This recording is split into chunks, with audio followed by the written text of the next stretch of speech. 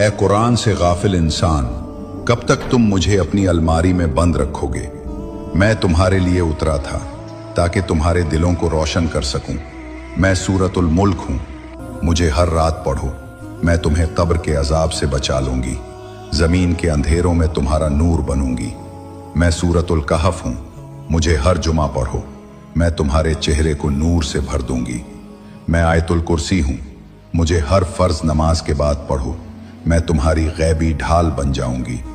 میں سورۃ البقرہ ہوں، مجھے اپنے گھر میں پڑھو، میں شیطان کو باہر نکال دوں گی اور تمہارے گھر کی محافظ بن جاؤں گی۔ میں سورۃ یاسین ہوں، مجھے مرنے والوں کے لیے پڑھو، میں ان کا آخری سفر آسان کر دوں گی، اور زندگی میں بھی مجھے پڑھو کیونکہ میں قرآن کا دل ہوں۔ اے آدم کے بیٹے، اگر تم نے مجھے پڑھا ہوتا تو میں تمہارے حق میں گواہی دیتا اور آسمانوں میں تمہارا نام